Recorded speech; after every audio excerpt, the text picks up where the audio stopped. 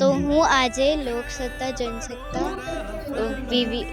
VFFમાં આવી છું અને આજે મેં અહીંયા સ્ટેજ પર પરફોર્મ કર્યું હતું.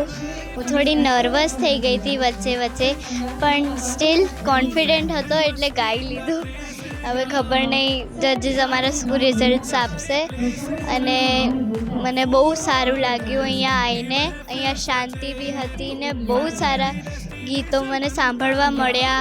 આટલી બધી પબ્લિક હતી, હું તો આમ હેરાન થઈ ગઈ હતી કેવી રીતે પણ પછી કોन्फिडेंटे मैंने हेल्प करी એટલે બધું સચવાઈ ગયું. मैं VFF में आई हूँ और VFF जो लोक सत्ता जनसत्ता ने ऑर्गेनाइज़ किया है, मुझे यहाँ पर आकर बहुत अच्छा लगा. मैंने पहली बार इतने बड़े स्टेज पर परफॉर्म किया है और सारी VFF फैमिली बहुत अच्छी है और बहुत अच्छा प्लेटफॉर्म है सबको अपना टैलेंट दिखाने के लिए. बहुत अच्छा लगा, मतलब एकदम कॉन्फिडेंट फील हो रहा था.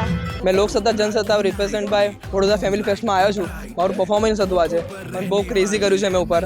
એન્ડ મેં ચાહું છું કે આગળ 12 તારીખે બી પાછું આવું ને ક્રેઝી એના કરતાં કરીને જવું.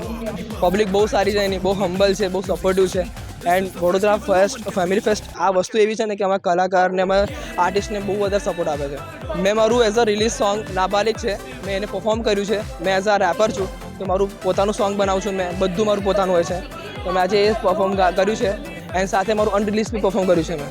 લોકસત્તા જનસત્તા અને VFF ફેમિલી આજે બહુ જ મજા આવી રહી છે. અહીંયા શોમાં વડોદરા's ગોટ ટેલેન્ટના સેમિફાઇનલમાં મારું પરફોર્મન્સ થયું.